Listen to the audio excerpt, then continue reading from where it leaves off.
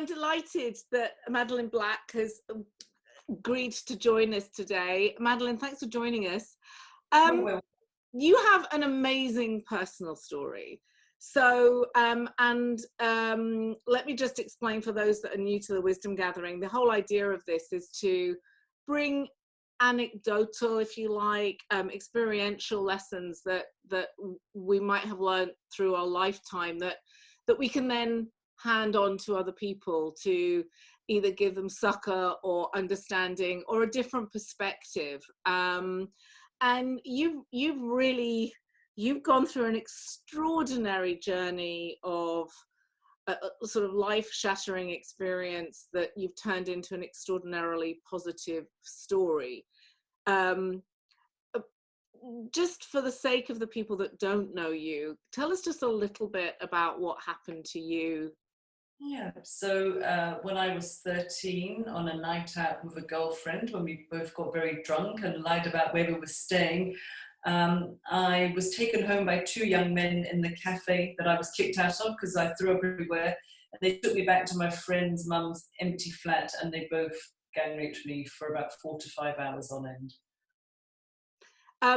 You've written about the details. You've become a very well-known author. Your book has flown off the shelves and is available at Amazon. It's available as an audio book. Congratulations.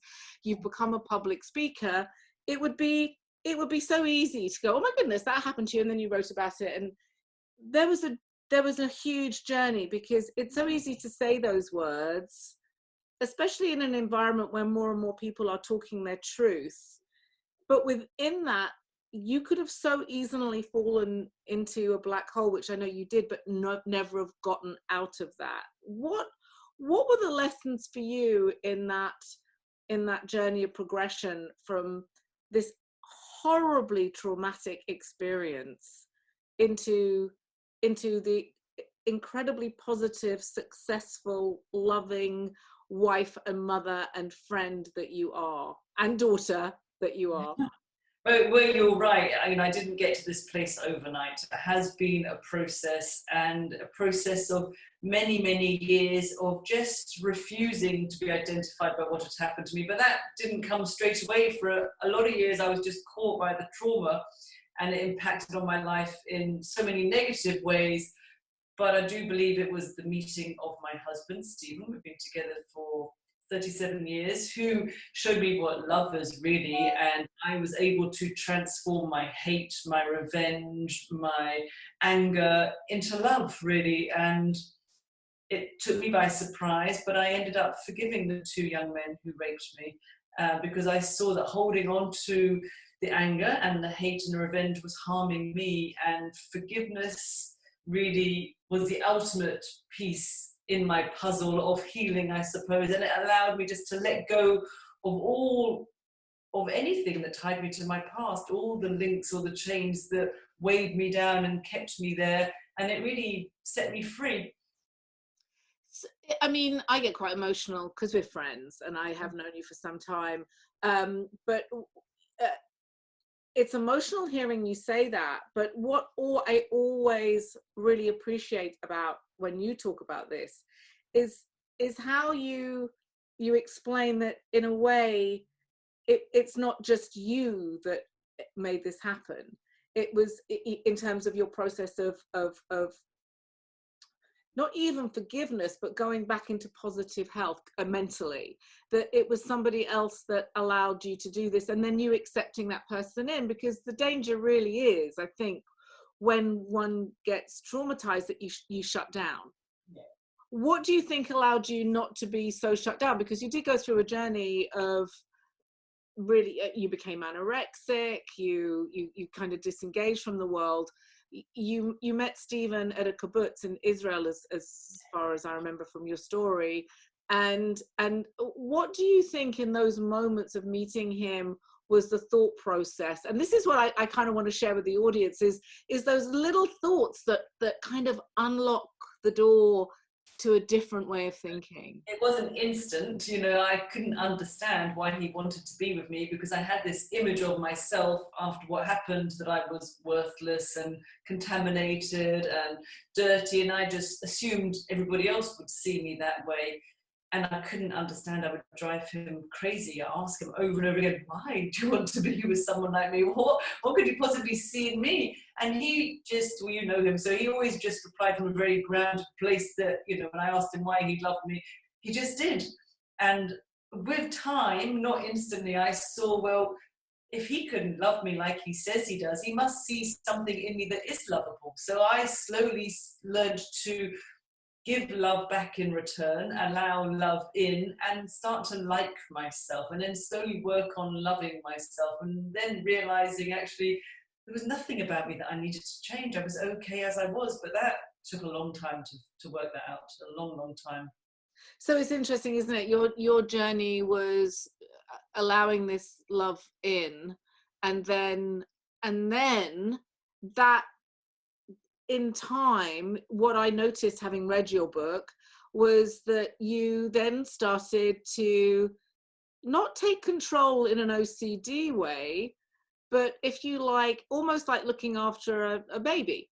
You know, say, well, if I'm going to take this next step in my life, this is what I need, and this is what I'm going to be true to. So how did that happen for you? Because I think that's, you know, especially when you or one has put oneself in a position of not being, not feeling you're validated in the world, to then be able to say, okay, well, for example, I will have a baby, but I only want female nurses, and I only want a female gynecologist. You know, like, you know, that takes a lot of guts, because the pressure is take what you're given. So there's a strength coming through that comes from you. I think it came from my paranoia, because I was so scared to be around men, and as you know, I very nearly didn't become a mum. I reversed that decision, because it's actually my eldest daughter's birthday today, so thinking of Anna made me think of that story of being a mum.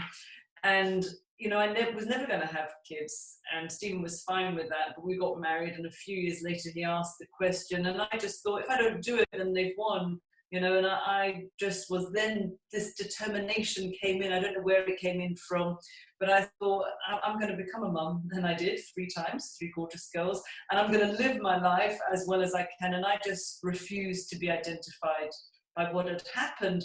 But becoming a mum started me on my healing journey. And then, to me, I always call it cleaning up. I just wanted to clean it up and clean it up and clean it up, the trauma that was still left inside of me. You know, we can wear a mask and we can underplay it. We can say it's not that bad. It doesn't really affect me or impact on my life. But even once I'd become a mum, it still was affecting me. I was just pretending outwardly that I was okay. But inside, you know, I guess I was a bit like a swan, fine above, but underneath my feet were paddling like crazy to keep up the pretense. So it did set me on a huge journey, a healing journey. So the healing journey, or the journey where you, if you like, things started to sort of take off into a very different realm, I was kind of in on at the beginning. Excuse me. And that was where you started to talk about what had happened to you when you were 13. And within that, you joined you joined the Forgiveness Project. And I remember speaking to you and you telling me about the power of forgiveness. And as somebody who is also a survivor of rape, I remember thinking, I'm just not there yet. Can't do that. Don't want to do that. But what you were able to explain, and what you've explained in your TED Talks, and I will put something up at the end so that people can see your book and your TED Talk as well. There really is a beautiful gift in what you explain to people, even if it's aspirational, even if you can't get there yet, because you talk about the forgiveness. Tell us a little bit about the forgiveness, because my thing is also that one of the reasons I'm prompted to do these videos at the moment is we've got a lot of time on our hands, and to me every day is like Groundhog Day at the moment. And if we can have just a little something that helps us make the next day a bit better and the next day a bit better, one day we are going to wake up and we will have moved on from Groundhog Day. But Yes. let's, you know, but at the moment, so tell us a little bit about that process of forgiveness as Yeah, you well, I found. never really intended to forgive them. You know, I was just filled with all that anger and hate and revenge, like I mentioned. But Anna, my eldest daughter, turned 13, the same age that I was. I was attending lots of workshops, the same workshop that we both go to, and doing tons of personal development. I was on a psychotherapy course, and she became the same age that I was. And all the memories came back, all the pictures, all the nightmares, and I just thought I was going mad. I just thought if it had been so bad, surely I would remember it. Now, as a psychotherapist, I understand that it was so bad that my mind just shut it down, and it comes back when it's ready, whether I believe that or not, but it comes back when he thinks the mind is ready to deal with it. So I went back to therapy. I was the worst client possible because I said, I want you to take these pictures away. I don't want to see them anymore. And I know that obviously we can't take pictures away. And so we worked it and we worked it. It was about 3 years of therapy the last time I went. And after a while, it wasn't the pictures that was causing my mind the unrest. It was my refusal to believe. So my denial was actually worse than the pictures themselves, if that makes sense. I was just driving myself crazy. So I got to a point where I went, okay, you know, they didn't kill me. I am still alive. I'm not my body. I'm not the things that they did to me. I'm more than that. And I found a way to accept it. Very near to the end of the therapy, Ron, the therapist, suggested, you know, maybe they weren't born rapists, these two young men. And that just set me on this journey of discovery and wanting to understand, to make sense of how could two young men know to be so violent towards someone else. And I didn't intend to forgive them, but somehow I started to feel compassion inside my heart towards them, because I thought, you know, I've lived my life as well as I can, and I think I've done a pretty good job, but they have to live with what they've done to someone else. And I just wondered, what had they seen or heard or experienced that could make them choose to behave that way to someone else? And you know, they have to live with what they did to someone. And then I saw forgiveness was really, I like to look at the word as for giving me a better chance. It was really nothing to do with them at all. You know, I didn't need them to sit in a meeting with them, have them in a circle and, you know, hold hands and tell me that they were sorry. I could just choose to forgive them inside my heart, a very personal, quiet journey. And it just allowed me just to let go of all of it and realize that I'm okay. So forgiveness to me is also about understanding. So brought in the understanding that I don't believe that they were born rapists. I do believe we are all born blank sheets, you know, blank pages, and we get corrupted, we get conditioned by life. And yeah, then I started to feel sorry for them, actually, once that came into my understanding.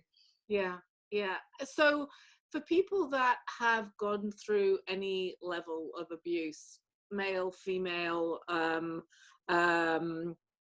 what is there any advice or is there any perspective that you offer them, that you can offer? Because I know you do a lot of public speaking, and you've written your book. It's been incredibly well received in that it has opened people up to this way of thinking.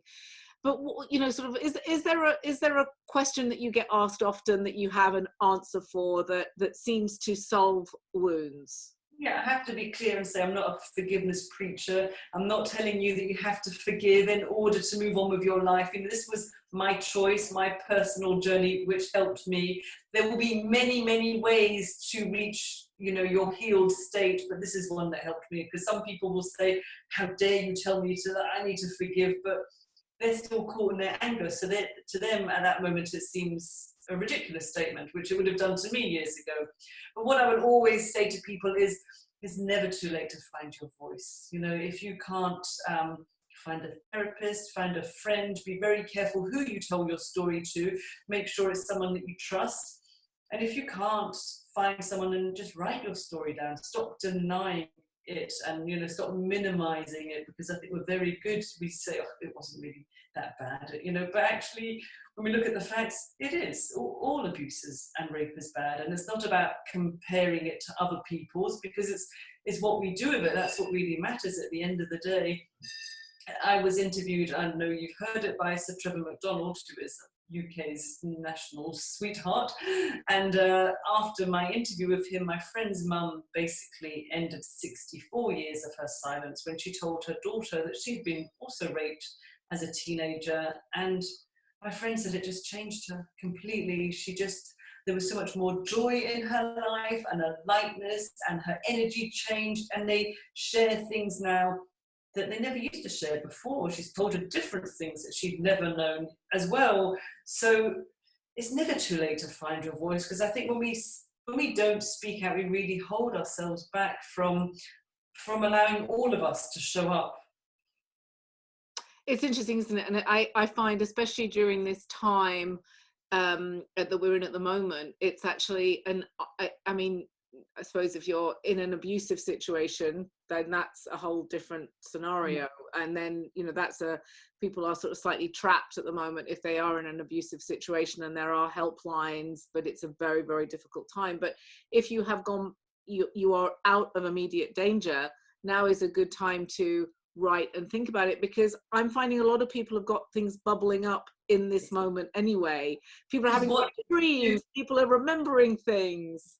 Because what we do in our normal everyday life, we distract ourselves. So right now, this isolation has been thrust upon us, and we can't distract ourselves. There's only so much bread and cleaning that one can do and make, so we're forced to be with ourselves. And when we're with ourselves, it's like a pressure cooker, things will bubble up. So many people said, all this stuff's coming back, but it's unresolved trauma or unresolved issues, which is just showing you that that's where your work is. Yeah.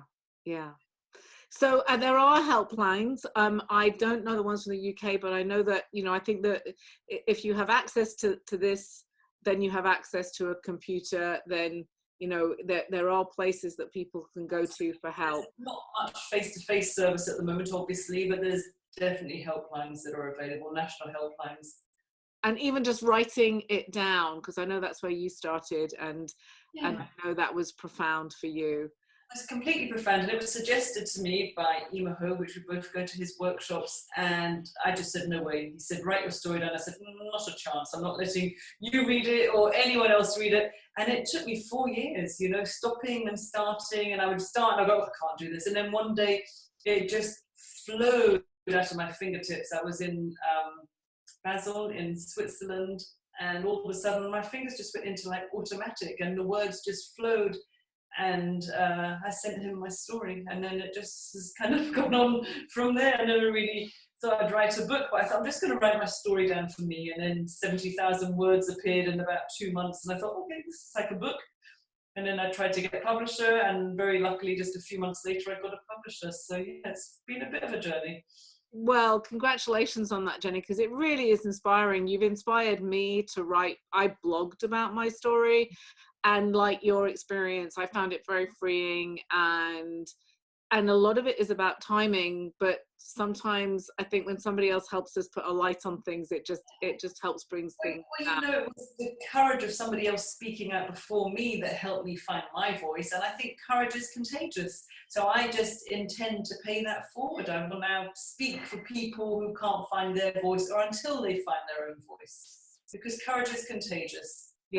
Yeah, and stories don't have to be, they can be in the recorded environment, they can be written, cartoon drawings, any representation that helps get that traumatic experience from the inside out in a way that doesn't repeat the trauma. You don't have to, I think that's what was interesting for me. It has to be done in a way where you are not feeling questioned, or that you are not feeling criticized. It's in your own space, in your own time, in your own way. So for me, it was very much like when I was traumatized, I was only 13. So all of that trauma got caught in my body. So I had to do speaking therapy, but then I went and did loads of body work. And the very first time I went for therapeutic massage.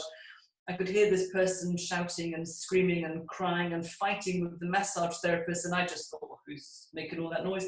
And then I realized it was me. It was coming from me, and that just showed me how it's trapped in our cells. The memories go so deep inside, it's very visceral, it's right inside of us.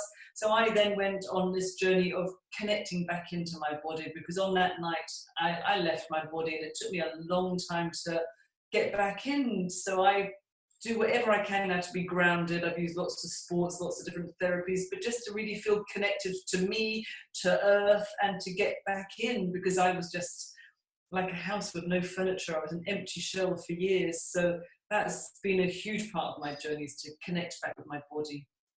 And I think this is meant to be something that gives people an insight into there being other people that have walked a similar path. Nobody walks the same path, that there's people who've walked a similar path, and that there are ways to walk it in differently that help you as an individual. And Madeleine, I think everything that you've said today is just amazing in terms of giving people hope, that if they've been in some kind of trauma, so it gives people hope. And likewise, people that haven't experienced it, and please God, people don't, but if you haven't, then it gives you an insight into what it's like for those people that have experienced it. And thank you so much for joining us today. Well, I think there's always hope, and someone once told me that hope stands for hold on, pain ends, and I just think that's perfect. Yeah. And there's always choices, and there's always it's so possible to heal from anything that happens to us. Really possible. That's a beautiful note to end it on. Thank you, Madeleine. You're welcome. And if you would like to read Madeleine's book, it is available at libraries as well as amazon.com or amazon.co.uk. And if you would like to hear more wisdom gathering, please join us for the next episode on the Wisdom Gathering Facebook page, or check in with us on thewisdomgathering.com. Thanks for watching.